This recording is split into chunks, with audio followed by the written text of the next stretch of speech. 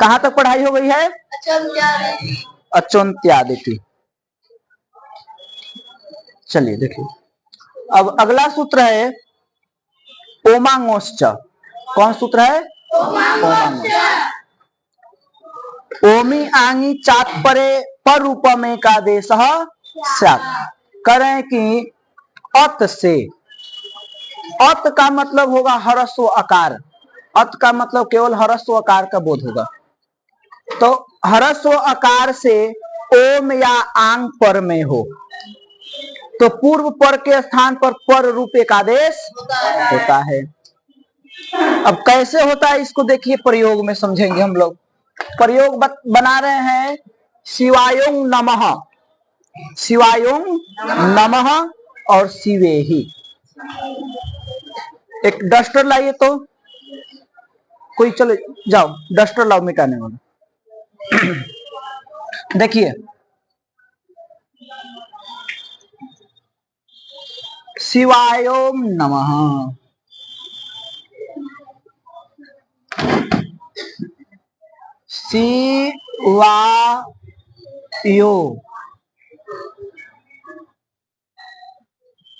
शिवायों नमः। देखिए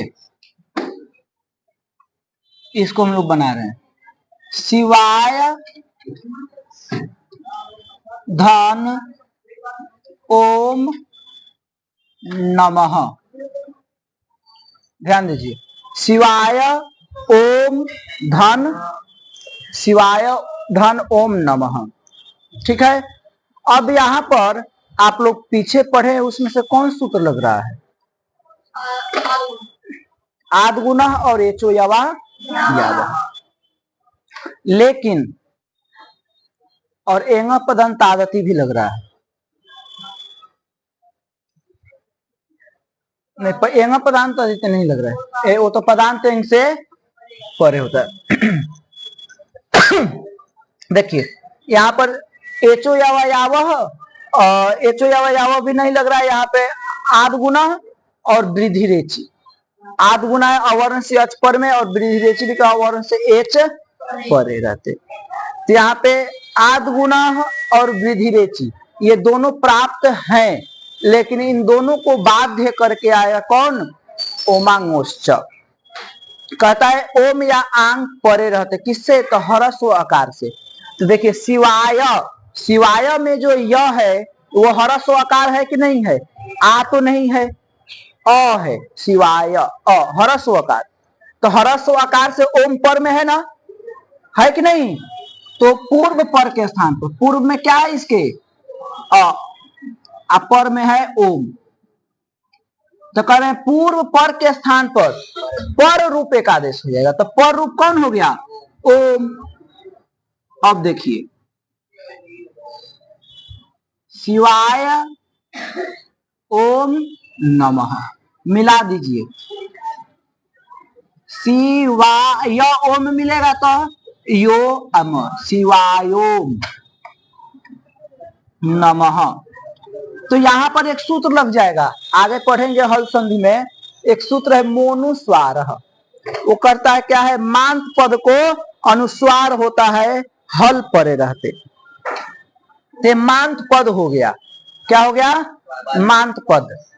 मकार हो जिस अंत में, जिस पद के अंत में, तो मकार हो जिस पद के अंत में, तो इस पद के अंत में मकार है कि नहीं? तो मांत पद को क्या होगा? अनुस्वार हल परे रहता है, और इसके पर में हल वर्ण है कि नहीं है? न, तो इसलिए इस म को क्या हो जाएगा? अनुस्वार। वो आगे आएगा तो समझ में आ जाएगा।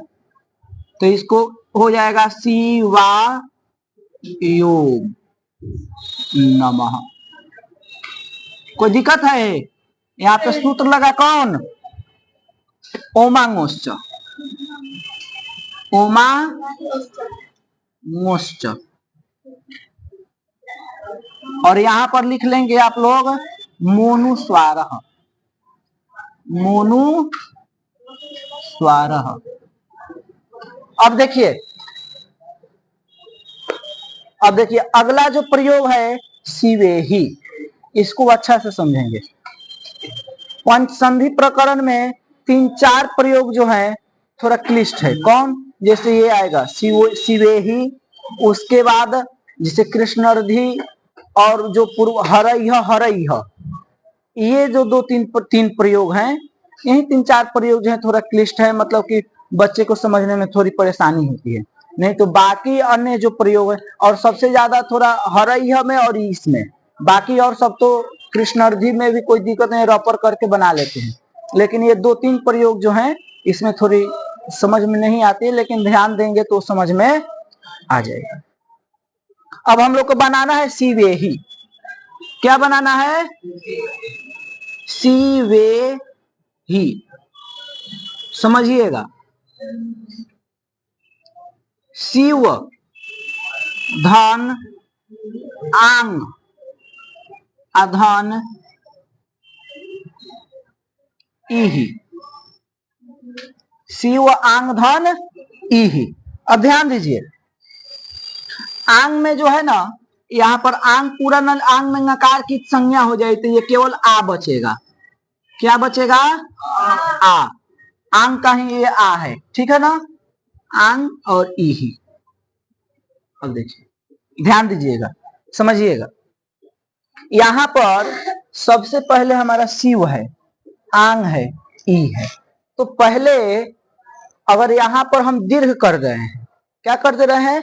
अकस्वर्ण दीर्घ एक सूत्र आएगा अभी इसके बाद ही, ठीक है ना, अकस्वर्ण। तो अकस्वर्ण दीर्घ कहता है अक से सवर्णी अच परे रहते पूर्व पर के स्थान पर दीर्घ रूप एक आदेश होता है। तो यहाँ अक है, शिव में जो अ है, अक है, अ है, और इसका सवर्णी आ भी है, तो पूर्व दोनों के स्थान पर शिवा बन जाना चाहिए। क्या बन जाना चाहिए? शिवा। समझिए, शिवा अधन इहि। तो अब यहाँ पर आध गुना से गुण करेंगे तो गुण होकर के सी वे ही बन जाएगा, बन गया ना। लेकिन हम ऐसे बना लेते हैं तो ऐसे भी बन रहा है, लेकिन अगर मान लीजिए कोई बच्चा है, वो कह दे कि ना ना, पहले तो हम क्या कर ले, पहले इसको कर ले, गुण कर ले। क्या कर ले? गुण कर ले। पहले हम गुण वाला काम कर ले। तो मान लीजिए पहले गुण वाला काम करते तो शिव, इसका गुण करते हैं तो ए ही। अब जब गुण का काम कर लिए तब उसके बाद अगर इसको हम बनाते हैं तो यहाँ पे वृद्धिरेचि सूत्र आ जाएगा। कौन? क्योंकि अवर्ण से एच परे रहते, तो वृद्धिरेचि सूत्र जब आएगा तो वृद्धि करेंगे तो सी वही ही बन जाएगा। क्या बन जाएगा? सी वही ही। तो अब समस्या यहाँ पर यह है कि क्या हम पहले अकस्वर्ण दीर्घ से दीर्घ करके तब गुण करके बना लें, या कैसे बनाए? ऐसे अगर बनाते हैं तो ऐसे तो भैया प्रयोग हमारा गलत हो जा रहा है, शिवे ही नहीं बन रहा है, शिवई ही बन जा रहा है। तो कैसे बनाए? तो देखिए, एक इसके लिए एक न्याय बताया गया है। क्या है वो न्याय? क्या है? देखिए, यहाँ जो आंग है, आंग उपसर्ग है। अभी आप लोग पीछे पढ़े थे ना, प्रादय क्रिया योगे प्रपरापसम अनुभव निर्दुष दुर्वी आंग, आंग उपसर्ग में आया था ना, तो ये आंग उपसर्ग है। और ये जो ई है ना, ई शब्द, तो ई धातु है। क्या है? ई धातु है। तो ये उपसर्ग है और ये क्या है? धातु है। समझिएगा, ध्यान से समझिएगा इस चीज को। तो एक न्याय कहते हैं कि धातु और उपसर्ग का जो कार्य होता है वो अंतरंग कार्य होता है। कैसा कार्य होता है? अंतरंग कार्य। इसी में बताए हैं नीचे, ध्यान देंगे तो ध्यान दीजिए, धातुपसर्ग कार्यत्वेन अंतरंग। धातु और उपसर्ग का जो कार्य होता है वो अंतरंग कार्य होता है। कैसा कार्य होता है? अंतरंग। अब समझिए, पहले ये धातु है और ये उपसर्ग है, तो इसका जो कार्य होगा वो अंतरंग कार्य होता है। तो दो प्रकार के कार्य हो गए, एक बहिरंग कार्य होता है और एक अंतरंग कार्य होता है। तो एक न्याय ये भी बताता है कि अंतरंग कार्य और बहिरंग कार्य में, बहिरंग कार्य क्या होता है? असिद्ध हो जाता है। बहिरंग कार्य क्या होता है? नहीं समझ में आ रहा है ना? समझ में आएगा, ध्यान दीजिएगा। मतलब दो कार्य होता है, एक होता है अंतरंग कार्य और एक होता है बहिरंग। अंतरंग और एक बाह्य कह लीजिए, चाहे बहिरंग कह लीजिए, बहिरंग कहिए या बाह्य कहिए, बहिरंग या बाह्य। ठीक है ना, समझिए। तो अंतरंग कार्य कौन है? तो धातु और उपसर्ग का कार्य, धातु और उपसर्ग का कार्य क्या है? अंतरंग कार्य। अन्यत्र कार्य जो है, इसके अलावा अन्यत्र जो कार्य है, समझिए, उधर ध्यान मत दीजिए। धातु और उपसर्ग का जो कार्य होगा वो अंतरंग कार्य होगा, और अन्यत्र जो कार्य होगा वो क्या होगा?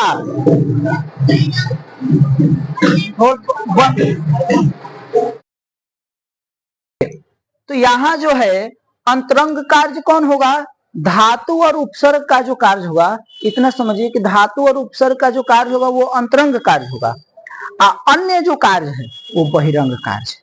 तो यहाँ धातु ये है और उपसर्ग ये है, तो यहाँ जो गुण वाला कार्य हो रहा है ये अंतरंग कार्य हो रहा है। यहाँ गुण किया है ना, आ ई में गुण किए हैं तो ए ही बन गया है, तो ये अंतरंग कार्य है।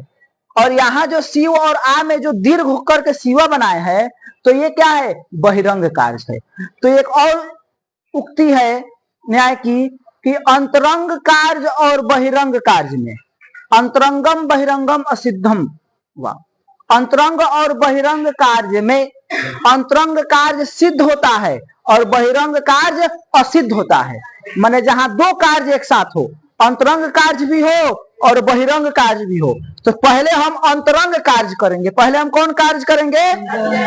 अंतरंग कार्य करेंगे, पहले बहिरंग कार्य यानी बाह्य कार्य नहीं करेंगे। तो बाह्य कार्य कौन है यहाँ पर? दीर्घ वाला काम, अपसवर्ण दीर्घ से दीर्घ। तो ये ना करके हम पहले आद गुण के द्वारा गुण वाला काम करेंगे। तो जब गुण वाला काम करेंगे तो अब देखिए यहां, अगर हम गुण वाला काम करते हैं तो क्या बनेगा? तो बनेगा शिव नहीं, शिव अधन आ और ई में गुण करेंगे तो ए ही बन जाएगा, बनेगा ना ए ही। अब सुनो, अब यहां पर तो हमें तो लग रहा है कि वृद्धि रेचि से शिव ही बन जाएगा, लेकिन नहीं। उसी के लिए एक सूत्र पढ़े हैं, अंतादिवच्च। कह रहे हैं कि सुनो, पूर्व पर के स्थान पर जो एक आदेश होता है वह पूर्ववर्ती वर्ण समुदाय के लिए क्या होता है? अंत के समान। पूर्ववर्ती वर्ण समुदाय के लिए अंत के समान और परवर्ती वर्ण समुदाय के लिए आदि के समान। अब ध्यान दीजिए, इस अंतादिवच्च सूत्र के द्वारा यहां जो हमें यही बना है ना, तो इसको अवर्ण जो है यहाँ पर जो शिव में जो अ है ह्रस्व आकार, उसको ह्रस्व आकार से परे ए ही न दिख करके क्या दिखेगा? आ दिखेगा। क्या दिखेगा? आ। अंतादिवच्च कहता है कि पूर्व पर के स्थान पर जो हम एक आदेश किया ना ए, तो पूर्ववर्ती वर्ण समुदाय के लिए अंत के समान और परवर्ती वर्ण समुदाय के लिए आदि के समान होता है। तो अब यहाँ जो ए है इसको ए ही तो है, लेकिन अंतादिवच्च सूत्र के द्वारा ये ए न दिख करके आ दिखेगा, क्योंकि इसके समान वो है। ठीक है ना, तो इसलिए इसके आदि के समान यानी आ की तरह ही यहाँ पर दिखेगा। समझे ना? परवर्ती पर वाला कौन है? आ है, तो इसको आ को यहाँ पर आ दिखेगा। समझ गए? कैसा दिखेगा? आ। तो आ जो दिखे माने परवर्ती जो कार्य है वो आदि के समान। आदि में कौन था? आ। तो ये आ ही दिखेगा यहाँ पर ए नहीं दिखेगा, यानी अर्थात यहाँ पर आंग दिखेगा। तो जब आंग दिखेगा तो फिर यहाँ पर ओमांगोश्च सूत्र आ जाएगा, क्यों? अवर्ण से ओम या आंग पड़े रहते, तो ये क्या हो गया? अब आंग हो गया। क्या हो गया? आंग। तो आंग दिखेगा, तो इसलिए यहाँ पर पूर्व में अ, पूर्व में अ और पर में आपका क्या है? माने इसको आंग दिख रहा है, तो आंग है नहीं, यही है, लेकिन उसको आंग जैसा दिख रहा है, तो इसलिए यहाँ पर पूर्व में अ, पर में ए ही। तो इन दोनों के जगह पर क्या होगा? पूर्व पर के स्थान पर रूप एक आदेश हो जाएगा, तो पर में ए ही हो जाएगा। अब देखिए, तो शिव तो इसमें क्या निकल गया? शिव ए ही, मिला दीजिए, सी वह ए में मिला तो वे ही, सीवे ही। इस प्रकार से ये रूप बनेगा। समझ गए? तो देखिए यहाँ पर सबसे पहले कौन लगा? आद गुण। सुनो, हला नहीं। और इसमें एक जो न्याय का जो बात है उसको भी लिख लेंगे। तो न्याय इसमें कौन था? धातुपसर्ग कार्यत्वेन अंतरंग। एक है असिद्धम, नहीं, अंतरंगम, अंतरंगम बहिरंगम असिद्धम वा। ठीक है ना? अंतरंगम बहिरंगम असिद्धम वा, ये दो न्याय हो गया। इस न्याय के द्वारा यहाँ पर इसको क्या लगेगा? ओमांगोश्च सूत्र लगेगा। ओमांगोश्च और अंता दिवच्च, पहले अंता दिवच्च लगेगा, फिर उसके बाद ओमांगोश्च के द्वारा क्या हो जाएगा? शिवे ही बन जाएगा। ठीक है? अजीनम परे ना संयोज्यम। अब आगे कोई दिक्कत नहीं है। अब देखिए, पहले इसको लिख लीजिए थोड़ा, फिर अक सवर्ण दीर्घ के आधार पे बता रहा हूं। अब है अक सवर्ण दीर्घ। करें अकः सवर्णेचि परे पूर्व परयोर दीर्घ एकादेश स्यात्। अक से सवर्णी अच परे रहते पूर्व पर के स्थान पर दीर्घ रूप एकादेश होता है। जैसे दैत्यारि ही, श्रीशः, विष्णुदयः, होत्रीकारः। देखिए दैत्यारि ही,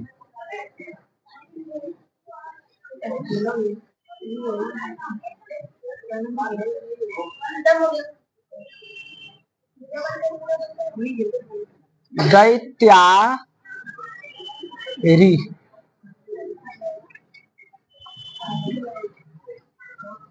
ठीक है? देखिए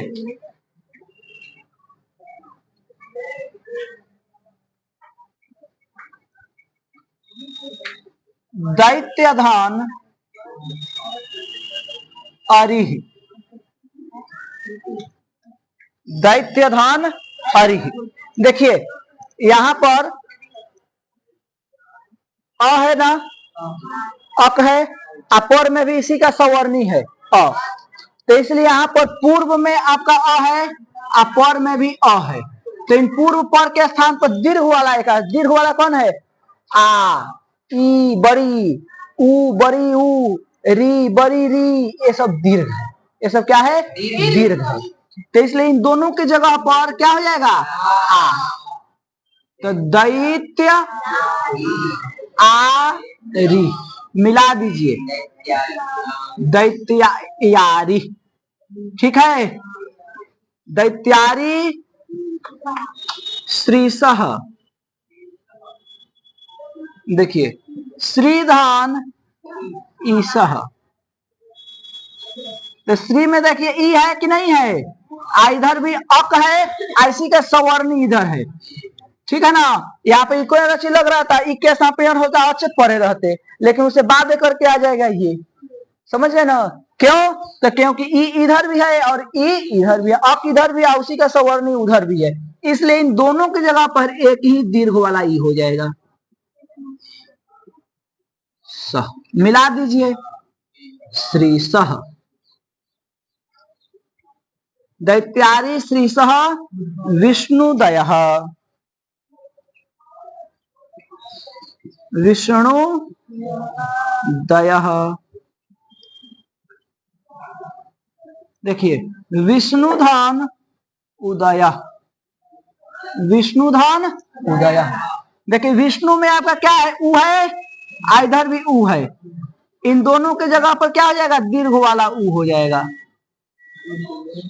तो विष्णु उदय मिला दीजिए, विष्णु दय, होत्रीकारः, होत्रीकारः। देखिए होत्रीधान रीकारः। तो यहाँ पे री है ना, यहाँ भी री है, इन अक है, पर में भी सवर्णी है, इसलिए इन दोनों के ऊपर बड़ी री हो जाएगी, दीर्घ वाला। होत री कार, मिला देंगे होत्री कार। इस सब में कौन सूत्र लगा है? अकह सवर्ण दीर्घ। इसमें इसमें इको अणसी लग रहा है, लेकिन बाध्य करके फिर आ जाएगा अकह सवर्ण दीर्घ। यहाँ भी इको अणसी लगेगा, विदेशी कहाँ से लगेगा? अवर्ण से एच पर में कहाँ है? यहाँ भी आपका इको अणसी लगेगा, लेकिन बाध्य करके आ जाएगा, अरे अकह सवर्ण दीर्घ।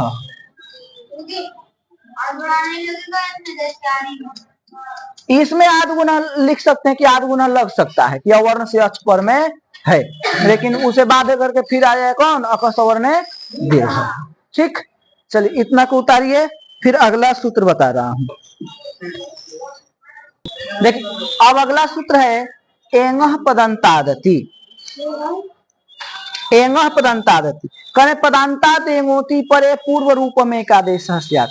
कहे पदांत एंग से अत परे रहते, यानी पदांत एंग से जब अत यानी हरस हो, अकार अकार परे हो, तो पूर्व पर के स्थान में पूर्व रूप एकादेश हो जाता है। ध्यान दीजिए, जैसे हरे व, जैसे में हरे व, देखिए हरे धान अव, यहाँ पर देखिए हरे जो है पदांत एंग है। अब आप पदांत कैसे है? तो सुख तिङंतम पदम, इसमें सु और जस वाला प्रत्यय लगा है, ठीक है ना, इसलिए हरे रूप बन रहा है। हरि शब्द का रूप जो है ना षष्ठी में या षष्ठी में और पंचमी में हरे बनता है, ठीक है ना। तो हरे है बनता है, विसर्ग का लोप हो गया, समासित लोप हो गया है, तो हरे है, हरे अव। अब यहाँ पर देखिए एचो यावह लग रहा है कि नहीं लग रहा है? एच को अयव आदेश पर रहते, लेकिन एचो यावह लग रहा है, लेकिन उसे बाध्य करके आ जाएगा यही सूत्र एंगह पदांतादति। ये कहता है पदांत एंग से यदि अत पर में यानी हरस ओकार पर में हो, तो पूर्व, पूर्व में कौन है आपका? ए, पर में कौन है? अ। अभी इसके पहले हम लोग पढ़े थे पर रूप, और ये है पूर्व रूप, कि पूर्व पर के स्थान पर पूर्व रूप एकादेश हो जाएगा, माने ए अ की जगह पर पूर्व वाला ए ही रह जाएगा, ठीक है ना। ये पूर्व रूप हो गया। इसके पहले हम लोग पढ़े थे पर रूप, तो हर ए व, ह में रे व, देखिए हरेव तो ऐसे बन गया, लेकिन हमारे प्राचीन आचार्यों ने बताया है, चाहे शुरू से वो ऐसी मतलब लिखते आ रहे हैं कि जो ये जो अ है ना, इस अ के जगह पर क्या कर ले? खंडाकार कर दे। वो हमारे मतलब प्राचीन आचार्यों ने ऐसे ही लगाते आए हैं, तो इसीलिए यहाँ पर क्या हो जाएगा? खंडाकार। तो ये हो जाएगा हरे व। इसे पता लगेगा, इसे ये पता लग जाएगा कि यहाँ पर औ आदेश औ है, खंडाकार से ये मालूम चल जाएगा, विच्छेद करने में दिक्कत नहीं होगा, इसीलिए खंडाकार यहाँ पर लिखा जाएगा, ठीक है। तो हरे व, इसी प्रकार से विष्णु व, विष्णु व, ये भी ऐसे ही बनेगा, विष्णुधन अव, विष्णुधन अव, इस बना लेंगे आराम से। यहाँ जो ओ है और यहाँ अ है, दोनों के जगह पर पूर्व वाला ओ हो जाएगा, विष्णु ओ व, मिला देंगे विष्णु, अ को क्या करें? खंडाकार कर लें, विष्णु व। सूत्र कौन लगेगा? है एंगह पदंतादति, एचो यावह प्राप्त था, ठीक है ना। अब देखिए ये हो गया। अब अगला सूत्र कह रहे हैं सर्वत्र विभाषा गो, लोके वेदे चैंगन तस्य गोरति व प्रकृति भाव पदांते। कह रहे हैं एंगंत गो शब्द को प्रकृति भाव होगा अत परे रहते पदांत में तथा लोक और वेद में, या लोक और वेद में एंगंत गो शब्द को प्रकृति भाव होगा अत परे रहते पदांत में। समझिए गो अग्रम बना रहे हैं, गो अग्रम गोग्रम। देखिए समझिए, गो अग्रम और बना रहे हैं गोग्रम। देखिए गोधन अग्रम। अब विकल्प से बना रहे हैं, ध्यान दीजिएगा। तो गोधन अग्रम, तो जब गोधन अग्रम हो गया तो यहाँ पर देखिए एंगंत है कि नहीं है, गो एंगंत है ना, तो यहाँ पे एंग पदंतादति लग रहा है कि एंगंत है, ए चाहे ओ हो, एंगंत का मतलब ए ओ, तो ए है, ए चाहे ओ है, तो ओ है ना, यहाँ पे एंगंत है। अपर में हरस वकार भी है, तो यहाँ पे एंग पदंतादति सूत्र लग रहा है। लेकिन उसे बाद करके आ गया ये सर्वत्र विभाषा गो। ये कहता है सुनो, एंगंत गो शब्द स्पेशल गो शब्द के लिए कह रहे हैं, औरों के लिए नहीं कह रहे हैं। हाँ, गो शब्द से अत पर एंगंत गो शब्द हो, उससे जब यदि गो का रूप बनाए तो गाम गाऊ बहुत सारे रूप बनते हैं, लेकिन गो शब्द के लिए कह रहे हैं गो हो, का माने एंगंत हो, माने उसके अंत में क्या हो, ए हो। हाँ, तो गो है, एंगंत भी है, गो शब्द भी है। तो एंगंत गो शब्द को प्रकृति भाव होगा अत पर है, तो अत पर में है कि नहीं है, और पदांत भी है, ठीक है ना। इसलिए आप प्रकृति भाव का मतलब होता है जैसा है वैसा के वैसा ही रहेगा। आप विकल्प से एक बार प्रकृति भाव करेंगे, एक बार प्रकृति भाव नहीं करेंगे। तो जब प्रकृति भाव कर देंगे तो ये जैसा है वैसा के वैसा ही रह जाएगा, गो अग्रम ही रह जाएगा। सर्वत्र विभाषा गो सूत्र लग गया यहाँ पर।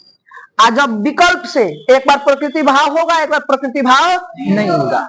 जब प्रकृति भाव नहीं होगा तो फिर गो अग्रम ही हो जाएगा, सर्वत्र विभाषा गोह के विकल्प से, गोह के विकल्प से। आज जब प्रकृति भाव नहीं होगा तब यहाँ पर एंग पदंतादति सूत्र आ जाएगा और वो क्या कर देगा, पूर्व रूप एक आदेश कर देगा। तो क्या हो जाएगा, गोग्रम हो जाएगा, अ खंडकार हो जाएगा, गोग्रम हो जाएगा। कौन सूत्र से, एंग पदंतादति से। कोई दिक्कत है, गोग्रम। अब देखिए एक चीज इसमें समझ लीजिए, करे एंगंतस्य किम, तो चित्रग वग्रम। देखिए माने एंगंत क्यों कहे, केवल कह देते कि गो शब्द, एंगंत नहीं कहते, तो करे नहीं, एंगंत भी कहना जरूरी है। क्यों कहना जरूरी है, तो देखिए, तो कह रहे हैं कि एंगंतस्य किम, एंगंतस्य किम, तो बता रहे हैं चित्रग वग्रम, चित्रग वग्रम। देखिए चित्रगु धन अग्रम, देखिए ये भी गो शब्द है। चित्र, चित्रगु का मतलब चितकबरी गाय नहीं होती है, तो ये भी जो है गो शब्द ही है, लेकिन ये एंगंत नहीं है।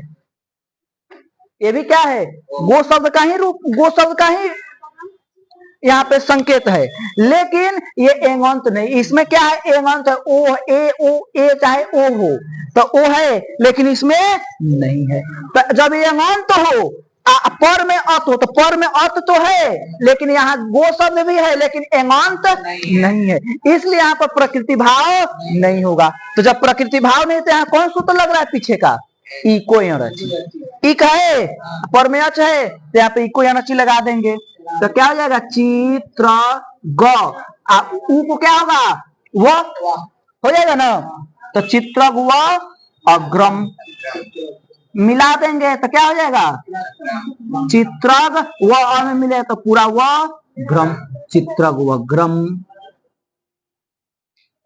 इको अच। समझ गए। अब फिर कह रहे हैं पदांत क्यों कहे, पदांते किम, पदांते किम माने पदांत नहीं कहते, केवल कहते एंगंत हो, पदांत ना होता तो अगर नहीं, पदांत भी कहना जरूरी है। गो, देखिए गोधन अस, गोधन अस, तो देखो इधर गोधन अस, तो यहाँ पर एंगंत तो है, पर में अत भी है, लेकिन ये पदांत नहीं है। अस जो है, हाँ बोलिए, वो तो वहाँ पदांत बन गया, तो कौन, ए यहाँ पर है, यहाँ पर भी यहाँ पर गो है, यहाँ पर भी गो था, लेकिन उसका समास होने के कारण विसर्ग का लोप हो गया था। यहाँ पर विसर्ग का लोप नहीं हुआ है, अतः ये पदांत, अतः यहाँ ये पदांत था, ये पदांत अभी नहीं, अभी जो गो अस लिखे ये पदांत अभी, क्योंकि यहाँ पे सुबंत का जो है सुओजस का प्रत्यय लिखे है, ठीक है ना, इसीलिए यहाँ पर तो यहाँ पर सूत्र आ जाएगा। एक पीछे आप लोग पढ़े होंगे तो उसमें का सूत्र अभी आप लोग पढ़े कहाँ है, आगे आएगा उसका प्रयोग, ठीक है ना, तो आगे हरि शब्द में इत्यादि में आएगा तो पढ़ेंगे तो समझ में आएगा। देखिए आगे हरि शब्द में जब पढ़ेंगे तो वहां पर सूत्र है, कौन सूत्र है, तो वहां पे सूत्र है आपका मसी मसोश्च, मसी मसोश्च, कौन सूत्र है, मसी मसोश्च। करे हैं कि एंगो नसी नसोरति पूर्व रूप में का देश हस्या, माने एंग से नसी या नस, ये जो है ना आपका नसी का नस का ले लीजिए, नस का रूप। अब कहिए कि अस कैसे बचा है, तो नकार की जो है ना यहाँ पर लसक्व तद्धिति से नकार की संज्ञा हो गई है, आगे का विषय है, अभी समझ में आपको नहीं, फिर भी बता दे रहा हूं। नकार की लसक्व तद्धिति से संज्ञा हो गई है, तो इसमें का अ बच गया, तो वही अस है, नस का अस है। तो वो सूत्र कह रहा है कौन, नसी नसोश्च, कि एंग से यदि नसी या नस का अत पर में हो तो पूर्व पर के स्थान पर पूर्व रूप एक आदेश हो जाएगा। कौन रूप एक आदेश होगा, पूर्व रूप, तो पूर्व रूप होगा तो गोस हो जाएगा, क्या हो जाएगा, गोस। और फिर स को ससुर से रू और खरवसाने विसर्जनीय से विसर्ग, तो क्या हो जाएगा, गोह बन जाएगा। तो अभी पदांत नहीं था, ये बनने के बाद पदांत हुआ, तो इसलिए यहाँ पर सर्वत्र विभाषा गोह सूत्र नहीं लगा, समझ गए। तो यहाँ पर सूत्र लगा मसी मसोश्च, ठीक है ना, यहाँ पर ससजुसरु और खरवसानयो विसर्जनीय, ठीक है ना, इतना ये चीज हो गया, इसको उतारिए। अब अगला सूत्र है अनेकालसित सर्वस्य। अनेकालसित सर्वस्य कहते हैं कि इति प्राप्त, अनेक अल वाला जो आदेश होगा या शीत आदेश होगा, सर्वस्य यानी संपूर्ण स्थानीय के स्थान पर होगा। फिर उसी के नीचे एक सूत्र है निच्च, नीद अनेकाल अप्यन्ते से युवस्या, अनेक अल वाला तो बहुत सारे आदेश होंगे, लेकिन उसमें जिसमें नकार की संज्ञा हो, जिस अनेक अल वाले में जिसमें नकार की संज्ञा हो वो केवल अंत वर्ण के स्थान पर होगा, संपूर्ण स्थानीय के स्थान पर नहीं होगा। उसके बाद है अवंग स्फोटायनस्य, पदांते एंगंतस्य गौरवंग वाची, कहना कि पदांत एंगंत गो शब्द को अवंग आदेश होगा अच पर विकल्प से। देखिए गवाग्रम गोग्रम रूप बना रहे हैं,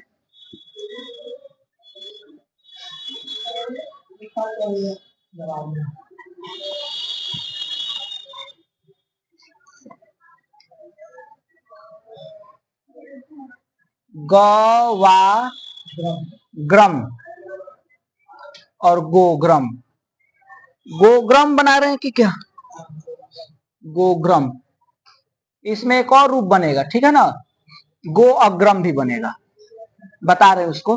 देखिए गोधान अग्रम, समझिए। और ये कौन कह रहे हैं, स्फोटायन ऋषि के मत में ये चीज है। किनके मत में है, स्फोटायन ऋषि। नहीं तो ऐसे गो शब्द को अवंग आदेश नहीं होगा, माने पाणिनि जी के मत में। लेकिन स्फोटायन ऋषि जो है वो कहते हैं कि सुनो भैया, गो शब्द को पदांत एंगंत गो शब्द को अवंग आदेश भी होगा, ठीक है ना, अच पर रहते विकल्प से।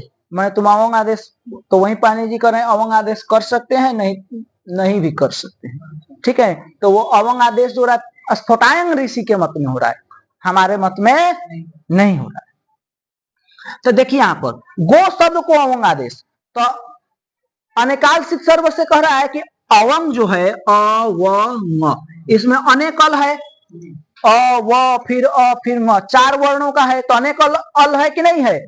तो और अनेक अल वाला जो आदेश होगा वो संपूर्ण स्थान के पर होगा, यानी पूरे को हटा करके वो बैठ जाएगा। लेकिन निश्चय एक सूत्र है, वो कहते सुनो, जिसमें यदि नकार की संज्ञा हो जाएगी हो तो इसमें अवंग में नकार की हलंत्यम से इस संज्ञा कर देंगे तो बचेगा अव। तो जिस नकार की संज्ञा हो गई, तो जिसमें नकार की संज्ञा हो वो अनेक अल होने पर भी अंतिम वर्ण के स्थान पर होगा। तो इसमें अंतिम वर्ण कौन है? गो में ओ है। गौ में दो वर्ण है ना, ग और ओ, तो उसमें अंतिम वर्ण कौन है? ओ। तो इस ओ के जगह पर जो है, ओ के जगह पर अवंग आदेश हो जाएगा अव। तो अवंग में नकार की संज्ञा हो जाएगी तो अव बचेगा। तो ग अव अग्रम, अग्रम, ग को अव में मिलाइए, गव अधन अग्रम। अब यहाँ पर अक सवर्ण दीर्घ सूत्र लगेगा। अक से सवर्णीय पर में है, इधर भी है उधर भी है, तो अक सवर्ण दीर्घ करेंगे तो हो जाएगा गवाग्रम, गवाग्रम। कौन सूत्र लगा? सबसे पहले तो यहाँ पर सूत्र लगा अवंग, अवंग स्फोटायनस्य और नीच, ठीक है ना।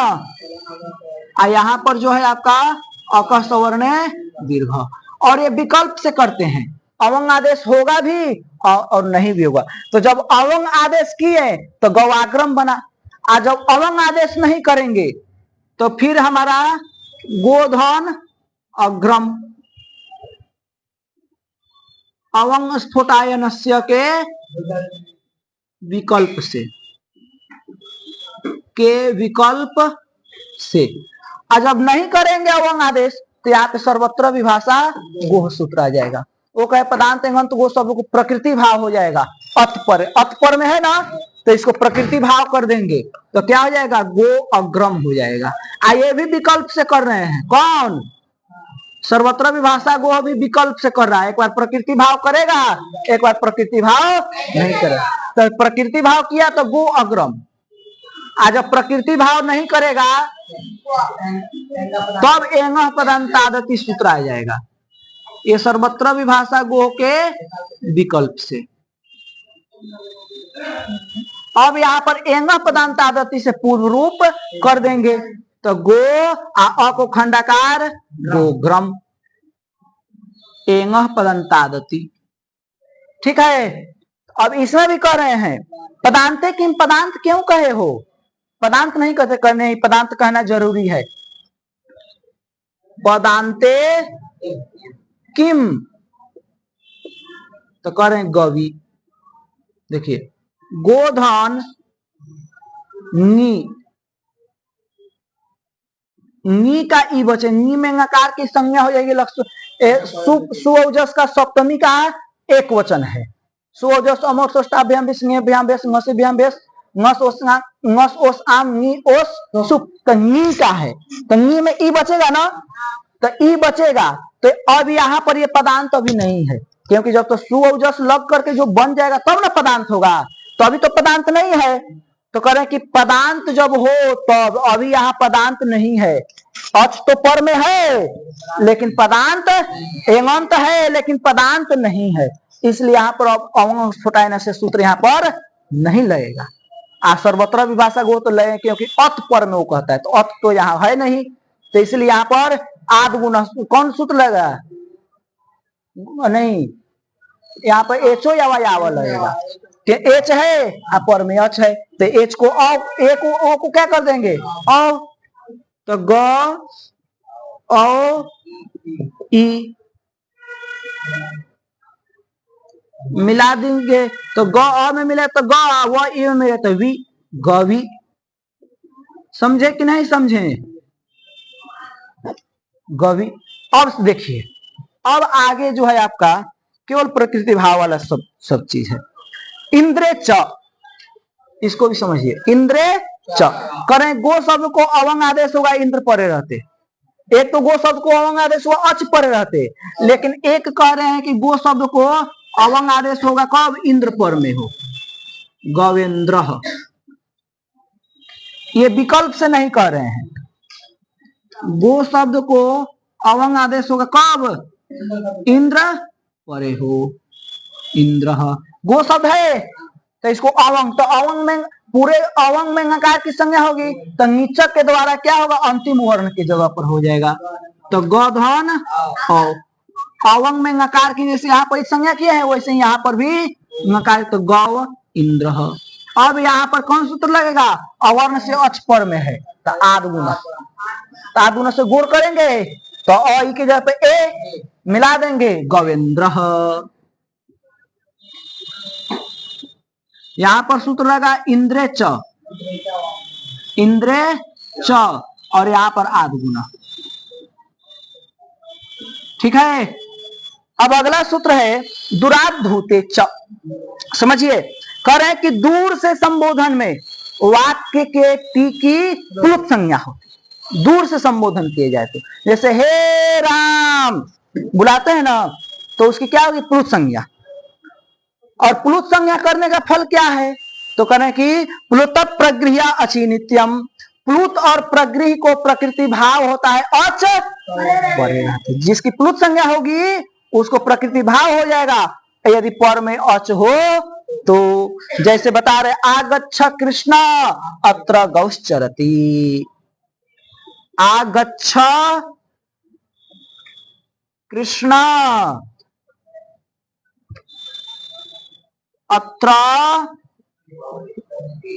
गौश्चरति।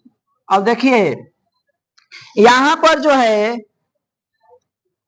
आ गच्छ मतलब हे कृष्ण यहां आओ, गाय चर रही है, मतलब आओ यहाँ गाय चर रही है, तो बुलाते हैं ना हे कृष्ण यहाँ आओ गाय चर रही है, चाहे किसी को बोलते हैं तुम इधर आओ, यहाँ पर ये काम हो रहा है, चाहे ये चीज है, तो वहां पे क्या हो गया, दूर से संबोधन कर रहे हैं तो उसकी प्लुत संज्ञा हो जाएगी। तो आगच्छ, प्लुत का चिन्ह भी है तीन मात्रा का मतलब हो गया कि एक मात्रिक, द्विमात्रिक, त्रिमात्रिक। तो एक मात्रिक का मतलब हरस, द्विमात्रिक का मतलब दीर्घ, और त्रिमात्रिक का मतलब प्लुत, तो इसकी प्लुत संज्ञा हो गई ना। तो आगच्छ कृष्ण अधन अत्र गौश्चरति, गौश्चरति। तो देखिए दुराधूत से सूत्र के नहीं तो यहाँ पर अ और अ मिलकर दीर्घ हो जाता, कृष्णात्र हो जाता, लेकिन दुराधूत से सूत्र आएगा, कहे कि सुनो दूर से संबोधन में जो वाक्य होगा, वाक्य उसकी प्लुत संज्ञा, जैसे आगच्छ कृष्ण, हे कृष्ण यहाँ आओ कि ना, तो यहाँ जो है आगच्छ कृष्ण, कृष्ण आगच्छ कृष्ण, कृष्ण आओ, तो बुला रहे हैं, यानी बुलाने तो दूर से ही बुलाते हैं ना किसी को, तो प्लुत संज्ञा भी दिया है, चिन्ह भी दिया है, तो प्लुत दूर से संबोधन में उसकी प्लुत संज्ञा, इसका नाम हो गया प्लुत संज्ञा। तो प्लुत का फल क्या है, तो कहे प्लुत को, प्लुत और प्रगृह जिसकी हो उसको प्रकृति भाव होगा अच पर में अच है कि नहीं है, तो प्रकृति भाव हो जाएगा, यानी जैसा है वैसा के वैसा ही रह जाएगा, तो हो जाएगा आगच्छ कृष्ण अत्र गौश्चरति। यहां पर लगा दुराधूते च अप्लुत प्रगृह्या अच्छी नित्यम। ठीक है, ये सूत्र यहां पर लगा। अब देखिए आगे बता रहे हैं ईदु दे द्विवचनम प्रगृह्यम, इदांत उदांत एदांत द्विवचन की प्रगृह संज्ञा होती है। जैसे देखिए यहां पे बता रहे हैं हरि एतौ, देखिए ये जो हरिधन एतौ, यहाँ इको अणाची लग रहा है, ई है ना पर में अच है, तो इको अणाची लग रहा है, लेकिन उसे बाद करके यही सूत्र आ जाए कौन, ईदु दे द्विवचनम। ई का मतलब दीर्घ ई, उ का मतलब दीर्घ उ, ए का मतलब ए, ठीक है ना। तो ईदांत उदांत द्वि, और वो कैसा हो, द्विवचन वाला हो। तो हरि शब्द जब पढ़ेंगे आप लोग तो हरि हरि हरि हरि, तो हरि में दीर्घ है और द्विवचन भी है। हरि शब्द का रूप जब बनाएंगे ना तो उसमें रूप जब चलेगा तो हरि हरि हरय, हरिम हरि हरिम, ऐसे बनेगा। तो ये जो हरि है द्विवचन का भी है और दीर्घ भी है, तो ईदांत है और द्विवचन भी है, तो इसकी क्या हो गई, प्रगृह संज्ञा। इदंत उदंत द्विवचन की, इदंत भी है और द्विवचन भी है, तो इसकी प्रगृह संज्ञा हो गई। तो प्रगृह संज्ञा का फल क्या है? तो ऊपर पढ़े हैं प्लुत प्रगृह्या अचिनित्यम, कि प्लुत हो या प्रगृह हो उसको प्रकृति भाव होगा अच पर, तो अच पर में है तो इसको प्रकृति भाव, यानी जैसा है वैसा के वैसा ही रहेगा। इसी प्रकार से यहाँ पर यही सूत्र लगेगा, कौन? इदुदेत द्विवचनम अप्लुत प्रगृह्या अचिनित्यम से। इसी प्रकार से आपका जो है विष्णु इमऊ, देखिए विष्णु धन इमऊ, यहाँ पर देखिए द्विवचन का है ना, द्विवचन का भी और दीर्घ भी है, उ है और द्विवचन का भी है, तो यहाँ पर भी क्या हो जाएगा? प्लुत प्रगृह्या, इसी इदुदेत द्विवचनम से प्रगृह संज्ञा और प्लुत प्रगृह्या चिन्हित से प्रकृति भाव, जैसा है वैसा के वैसा ही रह जाएगा। तो हरिये तो विष्णु गंगे अमु, अब देखिए गंगे में आपका एदंत है कि नहीं है? है ना? तो एदंत है और द्विवचन का भी ये रूप है। किसका रूप है? द्विवचन का। तो एदंत भी है और द्विवचन भी है, तो इसलिए नहीं तो यहाँ पे एचो या वाई आवाज लग रहा था, तो इस लेकिन यहाँ पर उसे बाध्य करके ये सूत्र है इदुदेत द्विवचनम। एदंत है, द्विवचन का भी है, इसलिए इसकी प्रगृह संज्ञा हो गई। अप्लुत प्रगृह्या चिन्हित्यम के द्वारा इसको क्या हो गया? प्रकृति भाव हो गया, पर में है तो इसलिए जैसा है वैसा के वैसा ही रहे। इसको अपने से आप लोग बना लेंगे, इसमें कुछ नहीं करना है। एक सूत्र और पढ़ ले हम लोग, अरसो मात करे हैं अस्मात् पराविदूतौ प्रगृह्यु अस्तः, करे कि अद शब्द के मकार से परे इकार और उकार की प्रगृह संज्ञा होती है। देखिए अद शब्द के मान ध्यान दीजिए, जैसे बना रहे हैं अमी ईसा, अमिद ईसा, देखिए अमी जो है ना, अमिधन ईसा, देखिए यहाँ जो अमी है अद शब्द का, अद शब्द जो आएगा आपका आगे पढ़ेंगे सर्वनाम में, तो अद शब्द का रूप है। तो अद शब्द के मकार यहाँ म है ना, ऐसे पर यदि ई हो, दीर्घ ई चाहे दीर्घ उ, जैसे अमी, अमी ईसा राम कृष्णा अमु, जैसे यहाँ पर एक और बनाएंगे, बता रहा हूं, हाँ इसी को पहले समझ लीजिए। तो अद शब्द के मकार है, ऐसे परे आपका दीर्घ ई है, तो अद शब्द के मकार से परे ई चाहे उ, उसकी प्रगृह संज्ञा हो जाएगी। तो इसकी क्या हो गई? प्रगृह संज्ञा। नहीं तो यहाँ पर इको अची लग जाता, चाहे अकस्वर दीर्घ से दीर्घ होता अमीसा बन जाता, लेकिन कह रहे नहीं, अद शब्द के मकार से परे इस म में है, ऐसे पर में ई है ना दीर्घ ई, तो इसको क्या हो जाएगा? प्रगृह संज्ञा। अब प्रगृह संज्ञा का फल क्या है? प्लुत प्रगृह्या चिन्हित्यम से प्रकृति भाव, जैसा है वैसा के वैसा ही रहेगा, अमी ईसा। इसी प्रकार से राम कृष्णा वमु, राम कृष्णा वमु,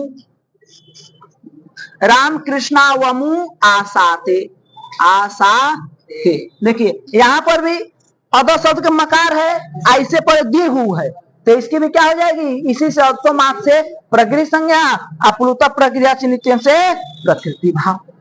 यहाँ पर कौन लेगा? अदसो मात और प्लुतप प्रगृह्या चिन्ह। अब इसी में कह रहे हैं मात किम, मैंने तुम मकार क्यों कह रहे हो?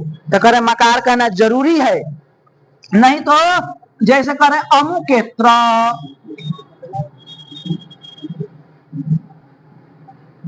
अमुक धन अत्र, अमुके धन अत्र, ठीक है। यहाँ तो अमु है, अदर मकार है, लेकिन उससे परे आपका माने यहाँ पर के है, और उसके बाद इसमें हरस्व भी है, तो यहाँ पे मात नहीं हुआ, समझे ना? मात किम माने मकार क्यों कहे, तो यहाँ पर जो आपका है, हाँ यहाँ पर अमुके धन अत्र, तो यहाँ पर मात किम, तो मात क्यों कहे, तो यहाँ पर मात तो है, लेकिन पर में आपका क्या है? दीर्घ नहीं है, ठीक है ना? चाहे अंत में आपका मकार नहीं है, अगर क को ले तो अंत में आपका मकार नहीं है, इसलिए यहाँ पर ये सूत्र नहीं लगेगा। तो यहाँ पर एना पदांत आदति से पूर्व रूप हो जाएगा, पूर्व रूप और अ को खंडाकार करके अणु के